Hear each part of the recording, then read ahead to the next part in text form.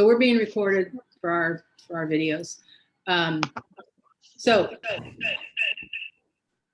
buyers part, somebody's got like two things going or something. I've got an echo here. Buyers part one. Who watched the video? Y'all watched the video. Were you able to open it between last week and this week? The video? I haven't been able to watch the video yet. I was actually out of town until we got back late on Saturday, so I haven't had a chance to yet. Okay, but everybody else, were you able to open the video after last week's class? Yes. Mine wasn't available until yesterday, I believe. Okay, if it was available yesterday, then it had probably been available all week long, but I did watch it. I uploaded today to release number 14 to you, but apparently it already had been released. So Tim and I are working on, if you're not getting it, we really want to know. So if you don't have this was module number 13, and here comes the dog. If you don't have module 14 available to you by today, tomorrow, will you please let us know? Just shoot me off hi, a little text. It's the dog. It's Hazel. Sorry. Great, Carol. Yeah. Heather Tedesco is trying to get on, but I never do a meeting ID. If she just goes to agentsteachingagents.com, right? That generally works, but there is a meeting ID if it doesn't work for her. Tim, do you want to send that over, or do you want me to? What is it? Oh, is it? Oh, it's your phone number. Yeah. Well, yeah. Let me just send the link to her. Okay, I just sent her the Agents Teaching Agents, and I just clicked on it, and it's letting me in. Yeah. Okay. Yeah. Maybe she spelled it wrong. Maybe it was just Agent Teaching Agent. So yeah, maybe she's got a letter somewhere. Yeah. Okay, sorry. She'll get it. All right, cool. I watched it again, which I've watched it several times, but I watched it again, and I always learn something new whenever I rewatch these things. But I thought the whole way, the way that he followed the purchasing path was really good. So for you guys, what stood out on that, the purchasing path and what he was talking about? Any ahas or just anything that you picked up on or found to be interesting and something useful? I think I might have watched the wrong video. I missed last week, so I kind of got off. Were we supposed to watch part one of working with the buyer? Oh, well, I watched part two, so. Okay, well, that's all right. You can go back and watch part one. Yes. and part two. I think he just expands on what he was doing in part one. Okay. So he actually probably wrote the contract, wrote an offer in part two. He was talking about like negotiating.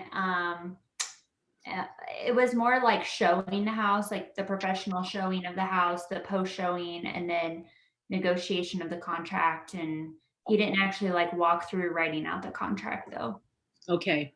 All right. So anybody else? I think that's the one I watched. Is that not the one we were supposed to watch? It said current on that video, so that's why I watched that video. This is exactly. Yeah, I watched that one too. Okay. Tim and I were just talking.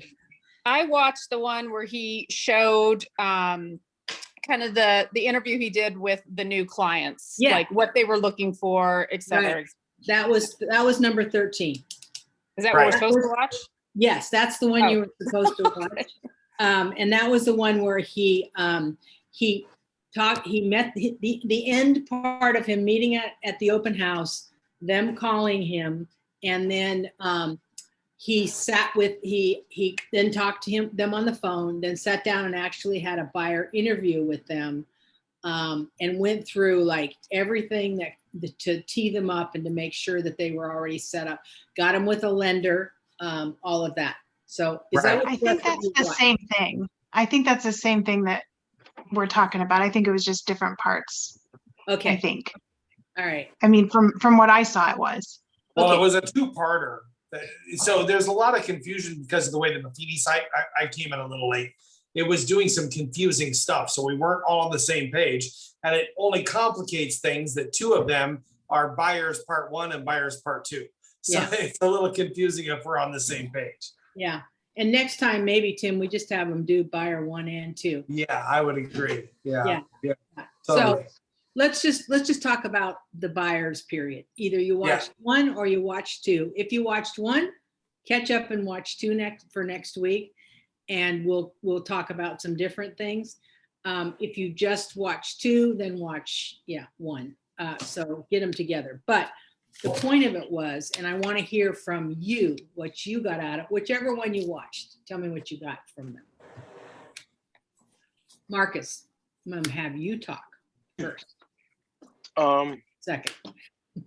I guess I never really thought about having them go over all the things they didn't like about a certain house or about the home, more than what they did like. Okay, good. Yeah. Um, You remember what he said about that? no. So he said he'd rather have people who know what they don't like than people who like everything. No, yep. Which if you've ever had somebody out who likes everything, you will never want to be out with them again. You want them to not like something, because it helps with narrowing them down. And right now, one of the things that I find really kind of frustrating, and we had a client that we're in contract with now, but we had another agent helping us show houses. They went through her about 30 houses, and then we took over, and I think we showed them 5 or 6 more. So before we got into contract, and because they were only interested in price. They didn't really care whether it was Bellevue or Omaha or Millard, or they didn't care. They didn't have kids. They didn't care about school districts. They worked from home, so it didn't matter about commuting. And all they cared about was that they had enough money for the down payment and the closing costs, and anything to make up at least $5,000 in the appraisal. Try that. Like everything that comes up that's 200 to 220, 25 was put in front of them. And they would be like, this is exactly why, Marcus, is because they would go into a split level that had new kitchen, granite counters, all redone, really nice. And then they would say, yeah, we like it, but we don't like, it's a split level. Next week, they want to see another split level. And the next week they want to see. So it would be back and forth. And those are the hardest people to get nailed down. So what I do is I have people, if it's a couple or if it's 2 people, or if it's 1 person, one of the first things I have them do and send to me, and this also engages them and makes them stop and talk about this without me being in the middle of it, is I have them make a list of what is negotiable and what is non-negotiable. And the most important thing that I want is that non-negotiable list. And the non-negotiable could be, hey, we have to have a 3-car garage. Absolutely have to have a 3-car garage. There's no negotiating. Or another non-negotiable, we have to be in West Side School District. Another non-negotiable would be, it has to be a ranch. We physically cannot do anything with stairs, upstairs. So you really get people nailed down. Plus you get spouses, partners, to actually know what the other one will not negotiate about. So you don't get stuck with, here, I thought I found you the house, and now one of you is like, there's no way in hell I'm going to take that house with that. I just won't negotiate. So get it right up front. So a list, negotiable, non-negotiable, those 2 things. Okay. that's that's probably one of the most important points. So I'm glad you brought that up, Marcus. Dana, what did you get out of it that you? Well, along with what you're saying there, I did download that, I can't remember what he called it, but it was like a pre-screening quiz, The buyer Um, questionnaire. the Buyer buyer questionnaire. questionnaire. I think that would be extremely helpful. Especially some of the situations I've been showing people where I don't know anything about what I'm showing up when I meet them. Mhm. So to start out with that and have that in hand, even if it's on the second or third house I'm showing them, it would be really helpful to start with something.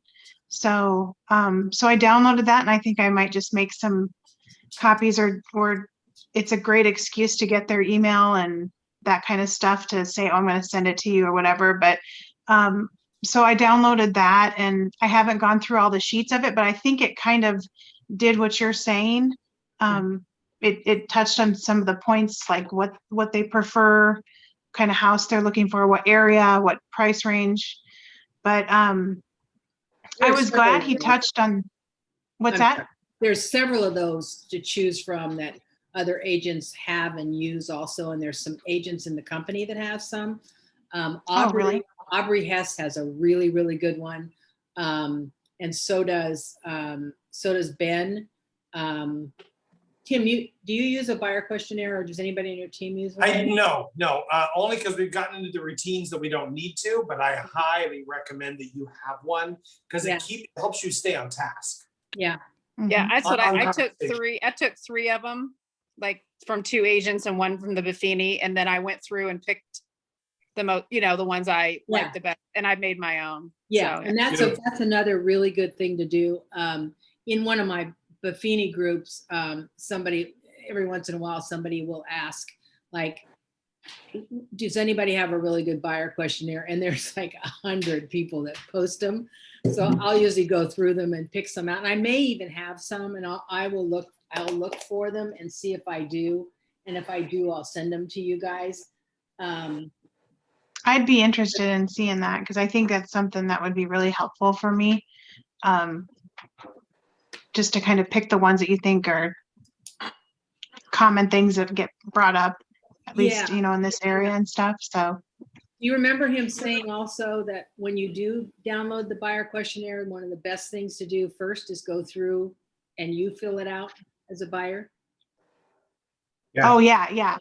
Okay. And then if you have somebody else that's a friend or, that will give you like an honest feedback, have them fill one out and ask them like, were any of these like bulky to you, or things that you felt like I was invading, or, just kind of get feedback. And then like what Jackie said, take things that work for you, redo it for yourself.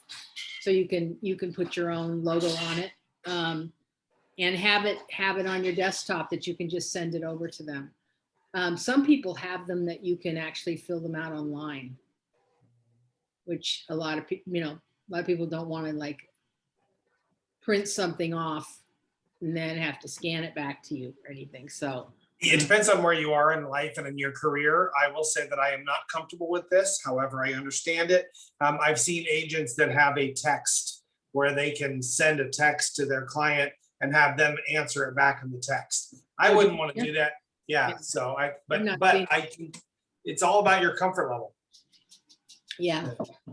But I also think that it shows, try going to a doctor and not have to sit down and fill out a 15,000 page form, about everything, so that they know about you. And it's, it's the same thing. We're taking people's lives into our hands with being responsible for this purchase to make sure that it's right. So I don't think people are put out if they really are serious about buying.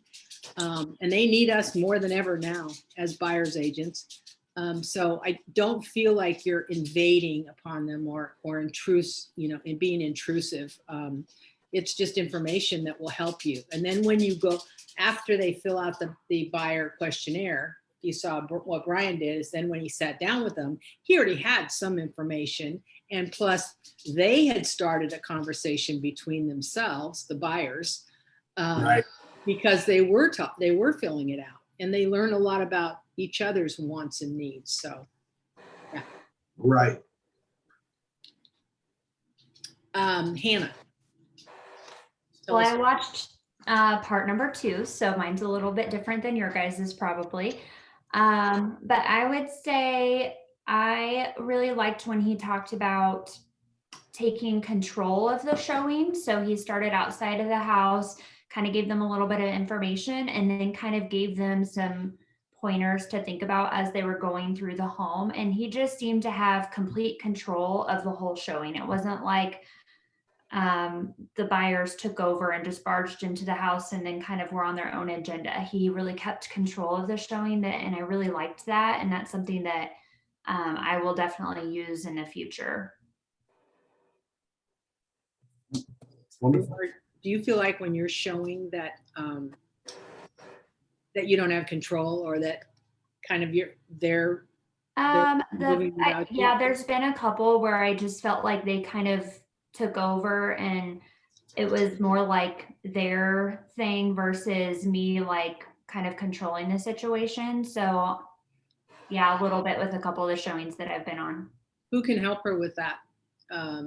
Any kind of feedback on how to be in control of the showing that you're experiencing, or do you guys? Well, think? I think once you get in a routine, I'm kind of in a routine, so I think that helps me keep control. Like he did, he started outside. If you kind of show all the houses in the same way and say the kind of same things and go over the same, details or whatever, if you're kind of in a routine, it helps me keep control a little better. Mm-hmm. That is true.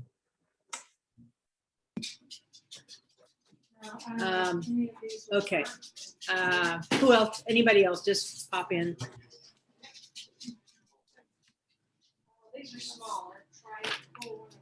Tracy. I'm just gonna call on you guys. You don't volunteer, so. Well, I definitely will be using, a questionnaire, and I hadn't thought about maybe, getting with other people in the brokerage to see what they have and then just kind of making my own. So I really like that idea, but that's going to be a big one, a big takeaway for me. So nothing really new to bring to the table on that one.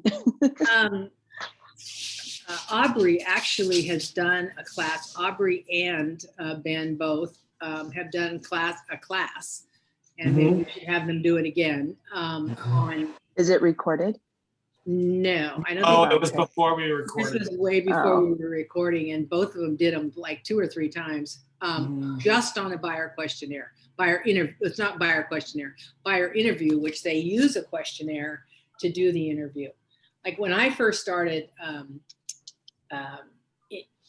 interviewing buyers, I didn't really have a questionnaire, and then I'd be like, I'd finish with it. We'd be out looking at a house, and I remember, oh God, I didn't talk to them about radon, or I didn't talk to them about, how to prepare them for some of these things. And it's going to come back at you. The things that you don't prepare them for, the one thing you don't prepare them for is the thing that's going to bite you in the butt. So the best thing to do is have your list. And they are going to be more appreciative that you prepped them than if you didn't.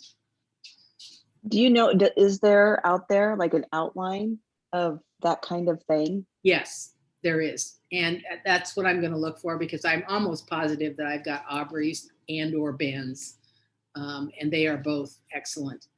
And they take 90 minutes for a buyer interview.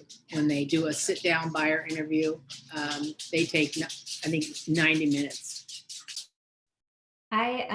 Just to throw this out there, I bought a couple of templates on Etsy that I've edited to make my own. So I have a buyer's packet that goes through kind of all of those steps of the whole buying process.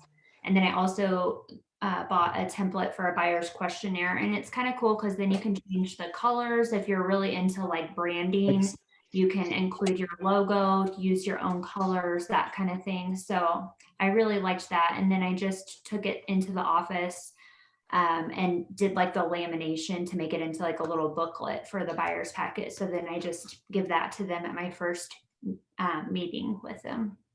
And that's on Etsy? Yeah, Etsy. Huh, There's a that's cool. lot of stuff Huh. on there for realtors. Really, I would have never thought to look there. Yeah, and then it's completely editable, so you can go in and edit it to make it your own. There's a lot of good things on there. Okay. Heather, would you glean from that class? Mute. You're on mute. You're muted.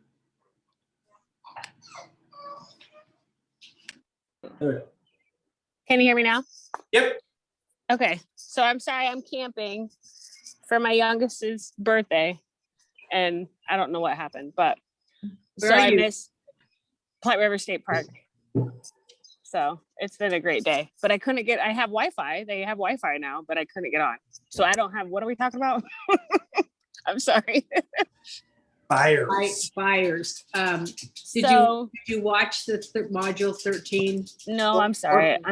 I'm behind. I'm trying. I'm really trying, but I'm behind on the videos for the buyers. So I've done a lot of research before I even had buyers. Okay. And I looked, there's a lot of stuff online of different approaches, but I find I'm most successful and I take better notes when I don't go off a form, when I just kind of have coffee and kind of cover those points, but make it more of a conversation. And then I have like a template email that I'll go back and put all the notes and all the details down.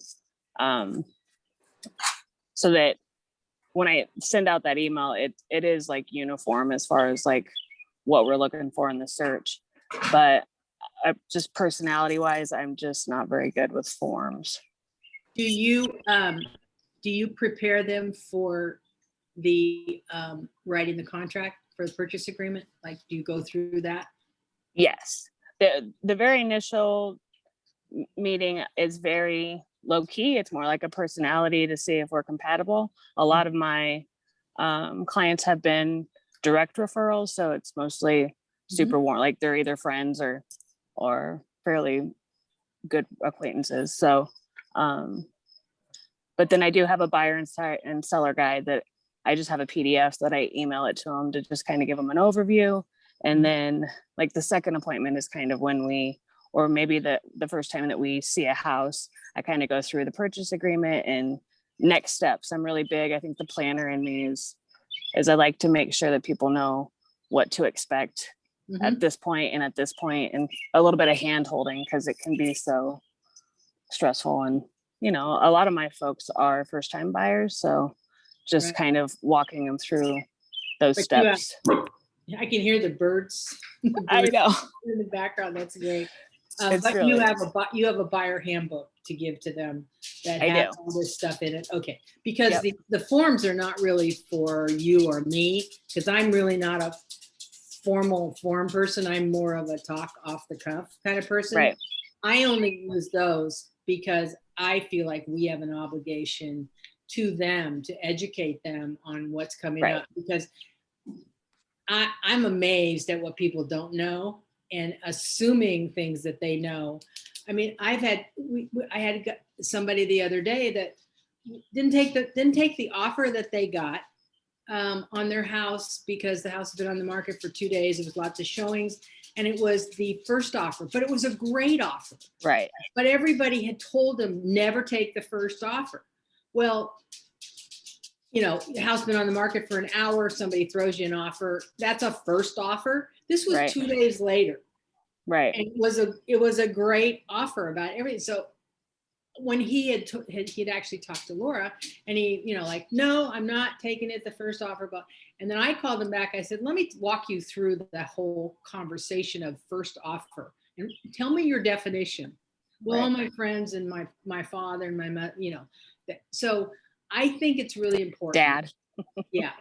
That if you don't have something where you actually make sure you check everything off, and I'm telling you guys this because you don't ever want to get pulled into a lawsuit and them say they didn't tell me that, because Right. I promise you, you'll lose. Right. They didn't tell me that unless you have something to prove it. I'm not saying you'll always lose. Unless you have something to prove that you did go over that with them, that puts you in a bad position. So I'm a CYA kind of person, and probably because I got pulled into a lawsuit early on in my career.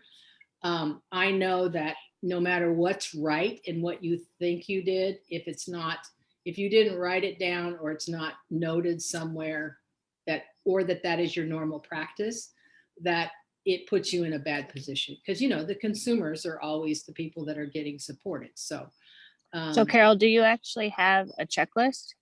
yeah, I do. Was that in the video? Sorry. It's called a buyer questionnaire. So, that's a checklist you're talking about. The CYA. The buyer questionnaire, and they fill it out, or I fill it out with them if I'm talking to them. I make the notes. But if they fill it out, they email it back to you. You actually have it. Gotcha. You have it, and then when you do your buyer interview, you can you review that, and that is in the video. So your homework, Heather, I'm writing it down. should you choose to accept, is to catch up on your videos. I will. And this week was 13. So as long as you get up to 13, then between now and next week, you need to do 14, because that'll be what our setup is for the next class. So yeah. I'm sorry. I want you to have the information, because that's what the 100 days is about, is gathering. And I really do like the videos. Yeah, and his videos are fun. He's fun. You notice Tim, in the videos, he doesn't tell his stories. I know, not at all. I know. And this one was the one where he would have told the surfer story. You're right, with the dog. Yeah, the dog. Yeah, which goes with what you said, Marcus, about the one that doesn't, that likes everything. Like, he showed this guy a bunch of houses. They were all the same in San Diego. He was a surfer, didn't really care. Didn't care whether it was a washer or dryer or whatever, because he never washes his clothes. He just does his surfer thing. He's a professional surfer. And this is where your no matter how long you've been in the business, your life passes before you. The guy showed him 10 houses, all in the same neighborhood, all the same kind of style, everything. And then he finally liked a house. And he said, because he would ask him, is this someplace you can see yourself living? Yeah. Do you think this is the one you want to write an offer on? He kept saying, nah. And then all of a sudden it was the same exact house, same exact price. Everything was the same. He asked him, can you see yourself living here? He said, yeah. He said, you want to write an offer? He said, yeah. He wanted to write an offer. And he said, okay. So we sat down with him, and he said, so, this is the price of the house. He said, I'd suggest that you, do full price. He goes, okay. Yeah. Dude should get full price for the house, because that's what he should get. How long before you want to close? However long. He had good financing, or he had cash or something. I don't remember. And he said, so is there anything else that you want? Like, do you want the washer and dryer? And he said, do you want the plaything in the backyard? Nah, they can take that. That's cool. They can take it. And he goes, well, is there anything else? He said, that's it. And he said, yeah, I really like the dog. And Brian said, the guy's dog that owns the house, he said, yeah, whatever the dog's name was. He said, yeah, I really like the dog. I want the dog. And Brian said, okay, you can't ask for somebody, you can't ask for somebody's dog. And he goes, well, I do. I want the dog. And so I'd like you to ask. God. So Brian said, he's like, holy shit, where do I write this in the contract? Is this part of the ask?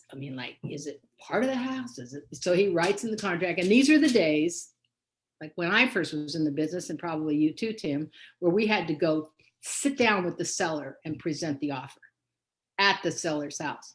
So he had to go sit down, and he actually got the dog for the guy. The wife he said was like, oh, and the husband was like, well, let me see the rest of the offer. And they got the dog. But this guy didn't care really about the house, obviously. He got the dog. So So Brian usually tells those stories, and this is the place where he tells them. So that was interesting that you brought that up. So Alicia, Well, yeah, hi. hi. Like I said, I'm behind on the videos as well, but Oh my gosh, you're gonna go to the corner with I Heather. know, I'm sorry. I was out of town for a little over a week, so I'm a little behind, but I am enjoying just kind of hearing what everybody has been saying about the questionnaire and things like that. Mhm. I've actually looked on Etsy as well at some of those kind of buyer packets, as well as the seller packets and postcards and things like that. I have not, with the showings, I've had never the control thing that you were talking about earlier too. I've never experienced that. So it is an interesting also to kind of hear where that could happen and what to do in that situation. I do kind of appreciate where we venture off and talk about some of those different things. But the questionnaire, I think, is a really great idea. I will definitely utilize that in the future because I haven't worked as much with, I've worked, I guess, more with buyers, but I've never had to go through that kind of questionnaire situation because I work with my mom at Midtown Crossing at the condos.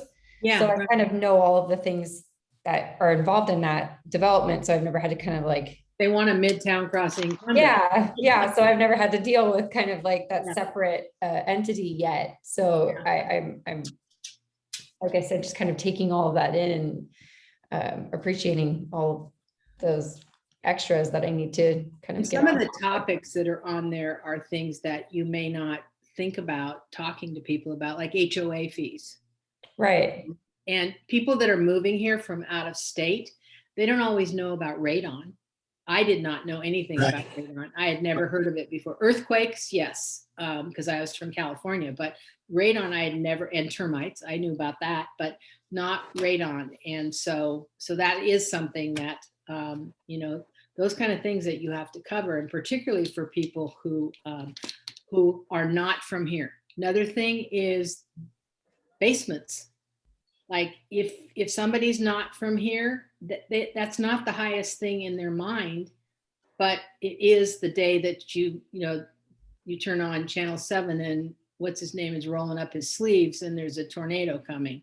So those kinds of things I think are our responsibility to talk to people about, whether it bothers them, doesn't bother them, whether it's important or whether it's in their priority list. Those are things that I think you have to have a list of. And if you're new in the business, you probably have not gone through the bad side of that yet, where somebody comes back at you and says, I had no idea about radon. I didn't even know, if you say you should get a test, you should also always say, here's the information. I recommend that you get a test, but that's, this is going to be up to you. So you've over disclosing is better than under disclosing.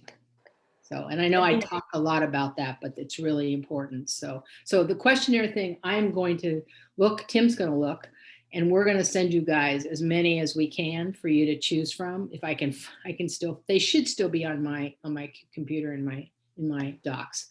So, and Tim knows what everything is on his computer. So Carol, would you still recommend a radon test like now?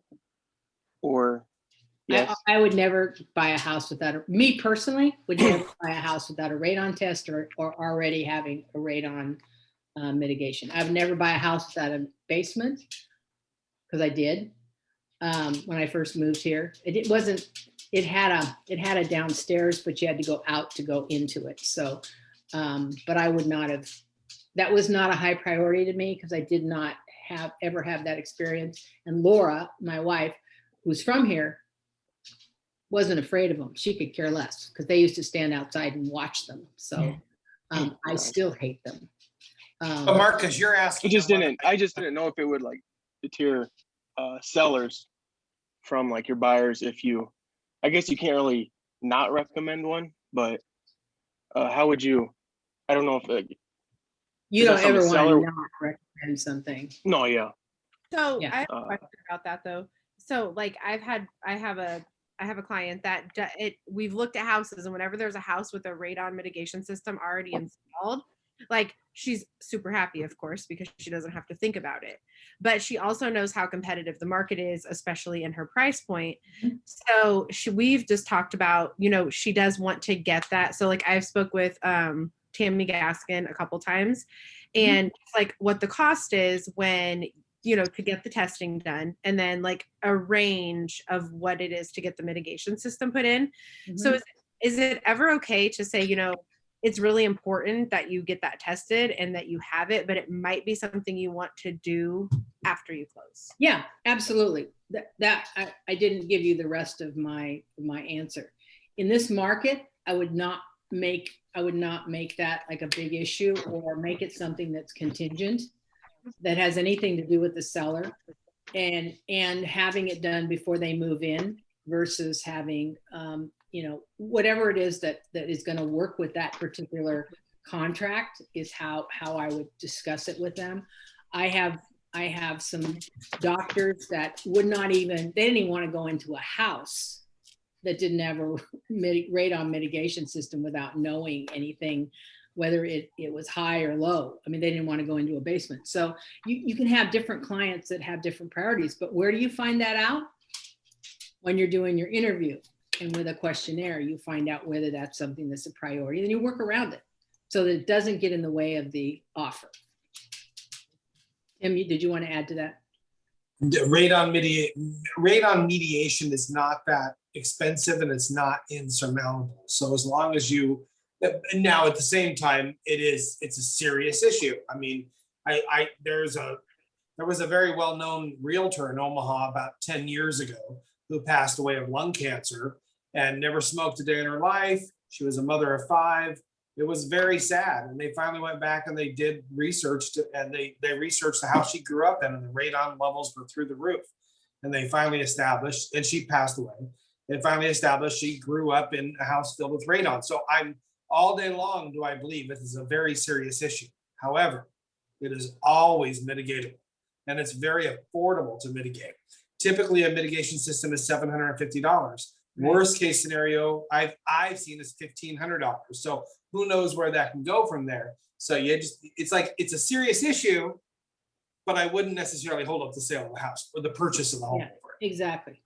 And the difference between the 750 is 750 is like normal, not basic, normal, basic, most normal, homes. basic.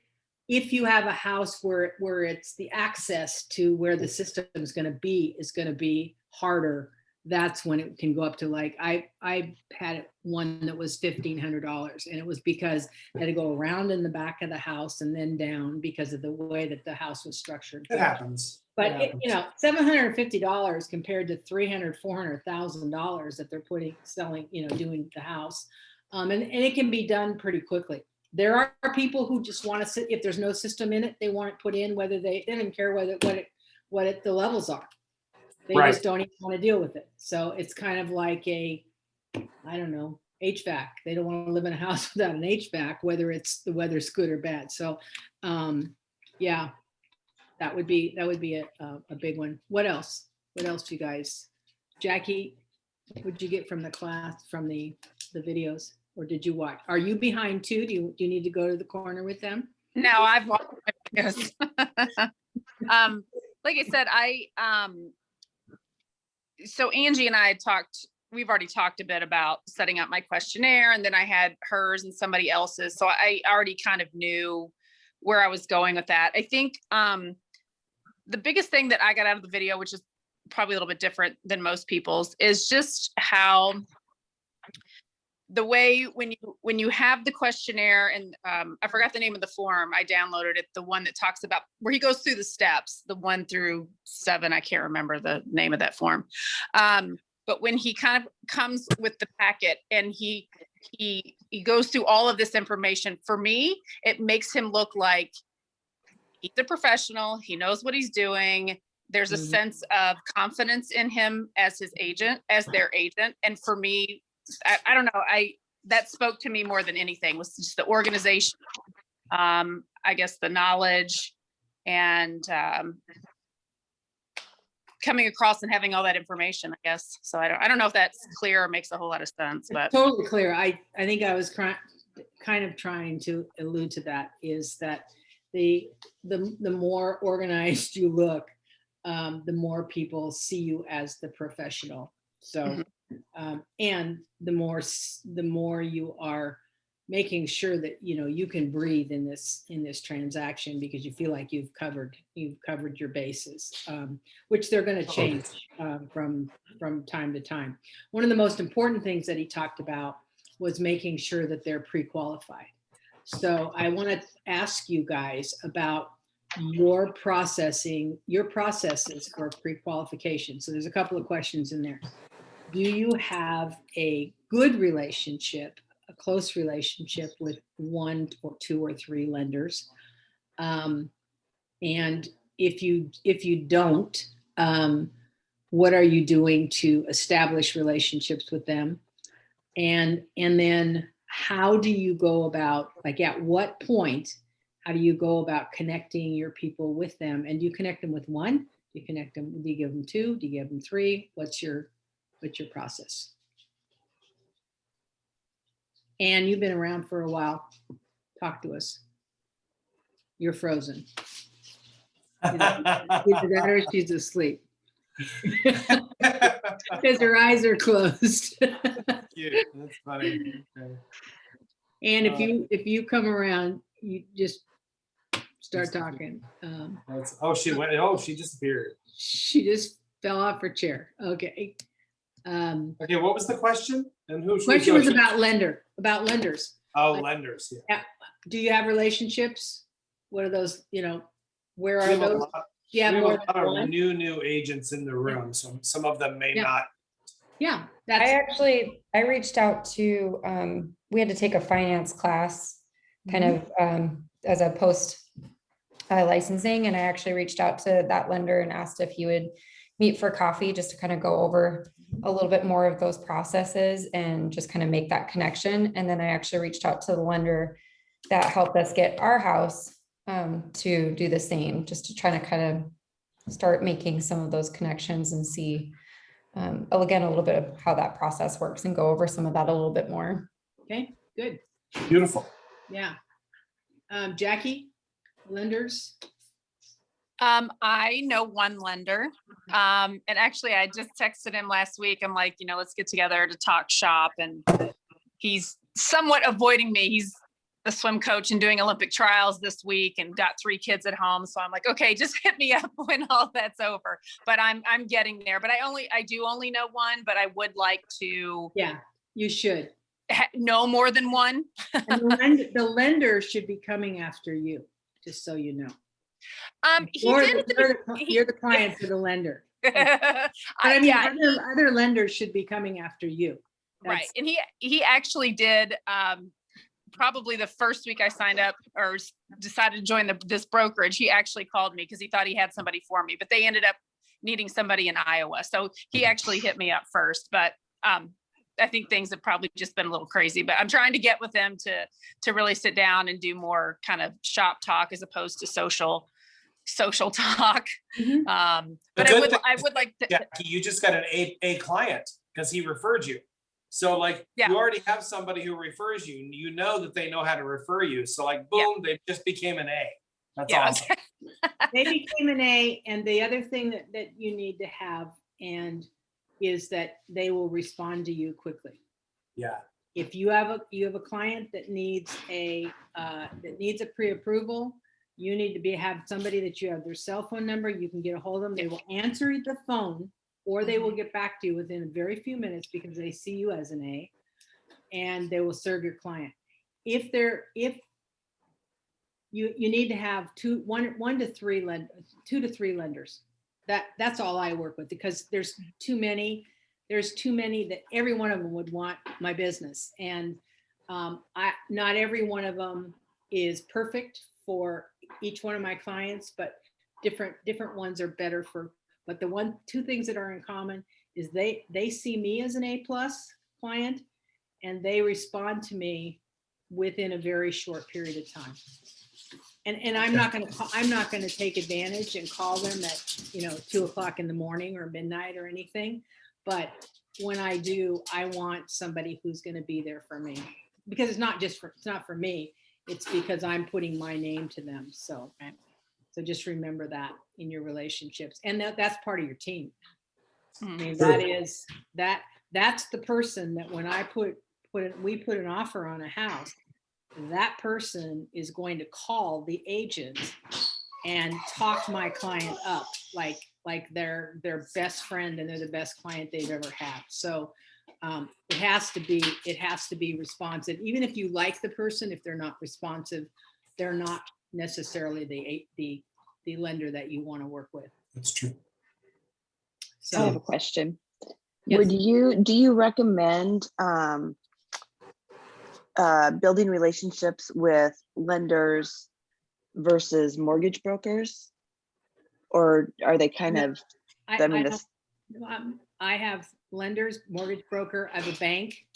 So I have somebody at First National Bank, I have somebody at Charter West, and somebody at Veterans.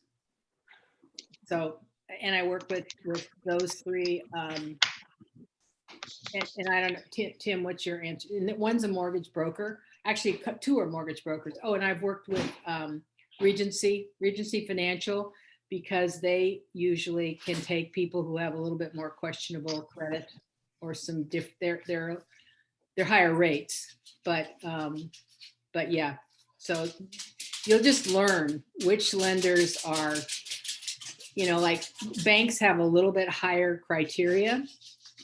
Mortgage brokers can broker to several different lenders and then they sell them anyway. Charter West, for instance, is a bank, but they also broker. They're a mortgage broker. So, Tim, what's your feedback on that? The same thing. I think really the real answer is it's more a matter of developing the relationship with that person who you think can serve you. You can serve each other the best. Like at mortgage brokers and independent bankers, it really, what is their sphere like? How much business are they getting in? How can you help them, and how can you help them? How can they help you back? There's and what kind of reputation do they have with other realtors too? There's so much business out there. Yeah. That's why there's so many of us, and there's still so much business out there. It's just expanding your circles. And so I wouldn't necessarily differentiate between a mortgage broker or mortgage or it's more who has the most contacts and who do you have the most rapport with. That's really more than anything the most important.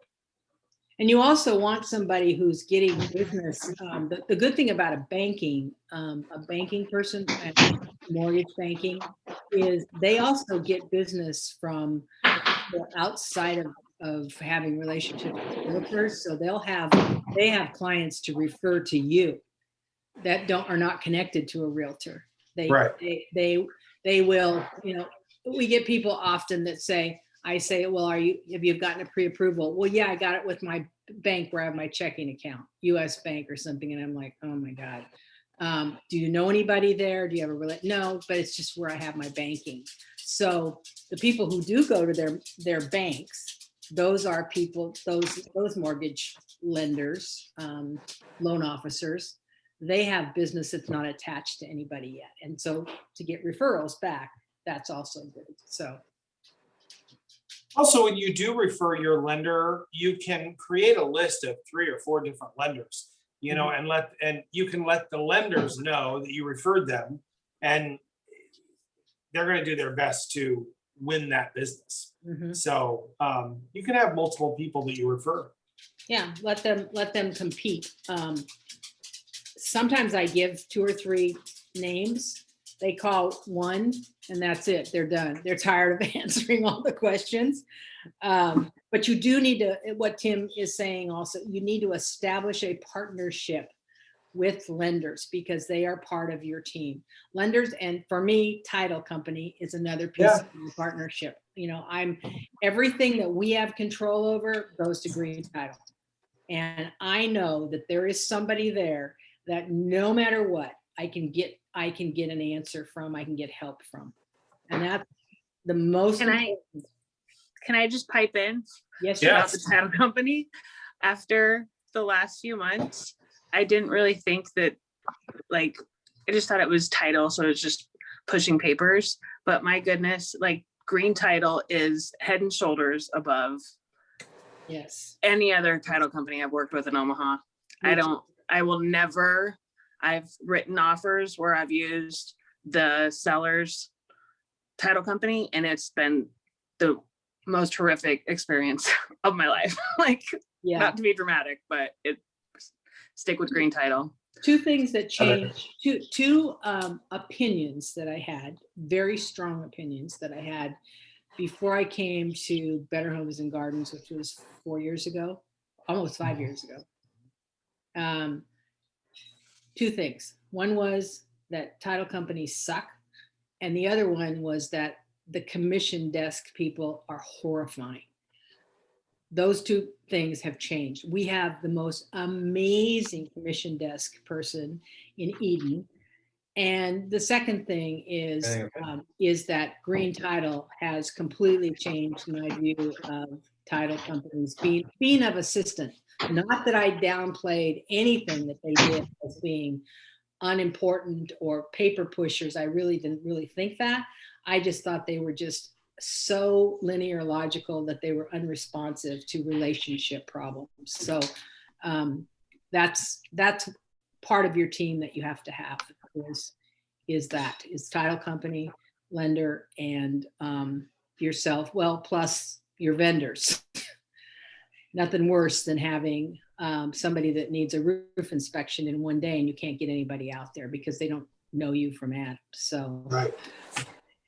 Those are as important as you're establishing your database relationships. Okay, a couple other things that I wanted to make sure that I brought up and that we talked about is explaining to them about prior to working with them and writing offers, explaining to them about what we're looking for, what's going to happen in an inspection if you actually get to do an inspection, or if we're looking at a pre-inspection. And the two things that he said was the conversation that you have to have about red flags and minor issues. So if you have those two conversations at the very beginning, people are prepped already for, yes, this is a normal aging process in an old home, or this is something that we can ask the seller about. Here's something that's a red flag. You may not want to go any further. There's all kinds of ways, but comparing those two things. So we're going to be looking for red flags, which could mean we're not going to go forward, or that it's a pretty good sized repair, or we're looking for minor issues, and there are always minor issues. There's never going to be, like even a brand new house. It's never going to be like nothing.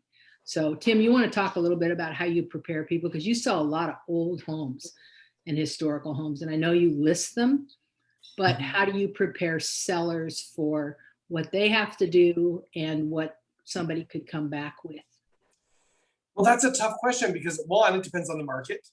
And you get a market like this where it's very strong. But typically when people are buying an old home, they tend to be a little bit more forgiving because they are already knowing that it's not supposed to be brand new. And so they don't expect it to be perfect. But at the same time, they want to make sure everything is safe. They want to make sure the electrical is in good condition. One thing that I hear a lot of is people think modern code. They immediately say, I want to make sure that house meets code.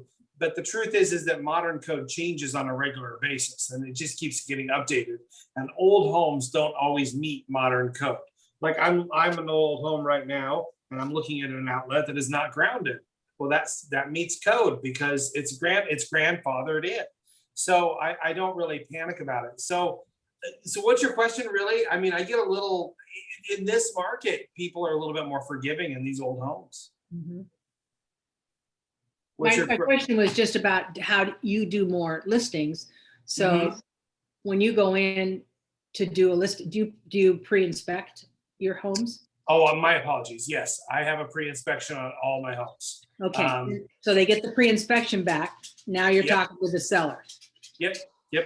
Yeah. And we rarely have to alter our property disclosure to add anything. Mhm. And then we put that home inspection out there for anybody when they go to make an offer. It's already been pre-inspected, and they can see the condition up front. I swear by that. I don't want to ever leave that. I love Yeah. it. I Yeah. love it. And I will say I've done probably 200 pre-inspections in the last 3 years, and I don't think we've ever had to repair anything. Well, a few things like the air conditioner wasn't working right, so we have to like have it serviced to bring it up to par. Little things, but for the most part, when you have a pre-inspection in a strong market, it makes things go smoother. Yeah. It really does. The last thing I want to say is when you're talking about offers on, this is also something you can prepare people for. So if somebody comes to you and they say that they're approved for 200,000 in this market, you're not going to be looking at $200,000 houses. Houses are selling for anywhere from 5 to 20% over asking price, I would say. Would you agree? Yeah, that's exactly right. Okay. And so you're going to be looking for houses that would be, let's say 20% less than that, or at the very minimum, 10%, kind of meet it in the middle. But you also are going to have 3% in closing costs. And then I always kind of figure another 1% for miscellaneous, something that we're offering the seller.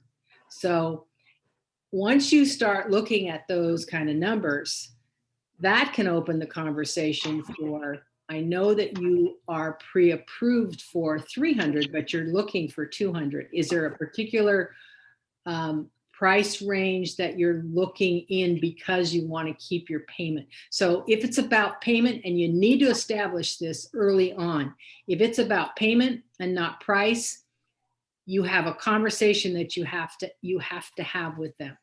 And the conversation is there any variance in this? Because when somebody can afford a $300,000 house, they generally will lose their shit when they look at a $170,000 house, because they thought they were well qualified in that same area. So there a lot of times it's not necessarily what they say. I know there's this saying about buyers are liars. I hate that saying.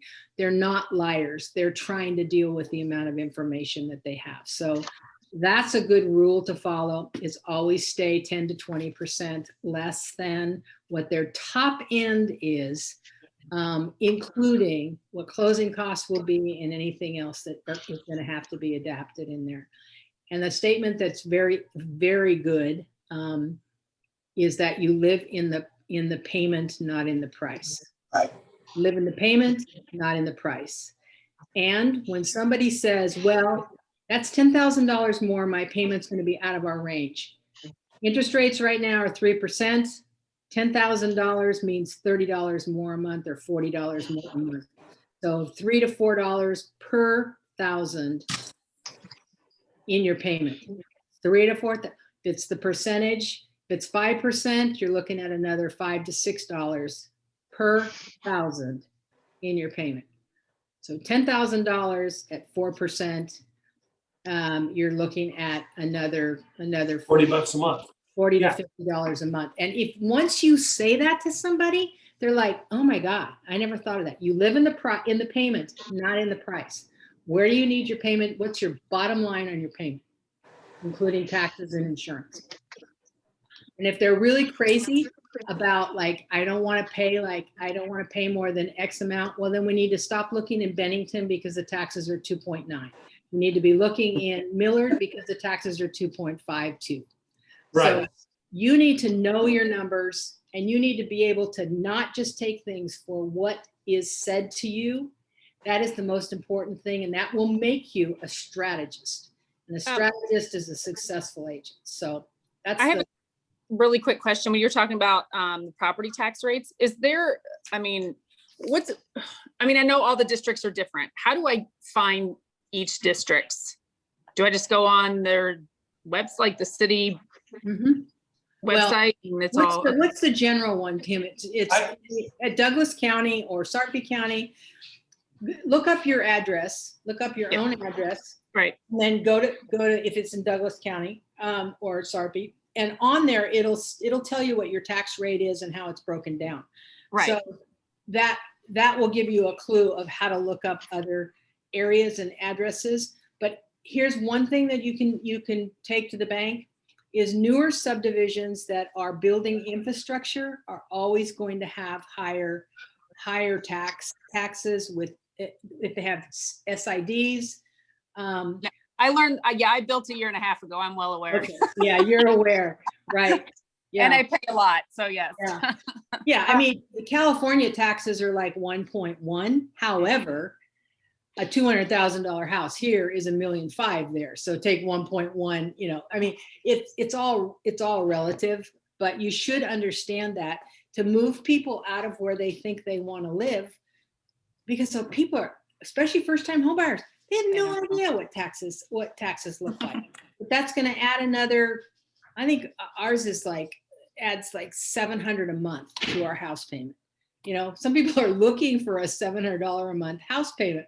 They're not going to be reality based when they actually look at where taxes are. And everything's gone up now. I don't know if you guys Right. got a new tax thing, but And my mentor, I don't know if your mentors or if anybody has told you this, there's a Green Title Agent app that you can download on your phone.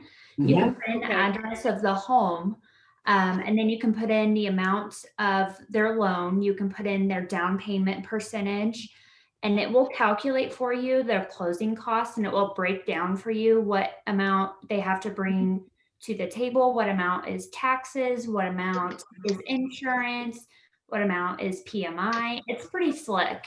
yeah. I use Carl's mortgage calculator, KARL''S, which is, it's easy to look at, and it will calculate the payment. If you know what the taxes are, it'll calculate the payment almost to the penny. And it's super easy to see, to look at. So, hey, we're over our time. We could talk about this forever. That's probably why this is a 2-part thing. So watch number 14 module, right, Tim? Yep, part 2. Part 2. If you watched part 1 or part 1, watch part 2. If you watched part 2, watch 1 and 2 again. It'll all come together, and then we'll talk next week and bring your questions, and make sure you bring whatever it is to the conversation about what you got out of it and how we can help you. But questions are the best. If you can all really are. bring a question. Actually, that's your homework. Bring a question. There you go. That's a good one. That'll help us through the hour, Tim. Yeah, exactly. Well, you'll be here without You're me next gone. Yeah. Yeah. Tim's going to Alaska tomorrow. for a week, for 10 days. So Yeah. looking You have a forward. great time. I appreciate it. All right. Thank you, all of you. Thanks, everybody. and, Talk to you later. We'll talk to you later. Bye-bye. Bye. Thank you. Bye, thank you. Welcome.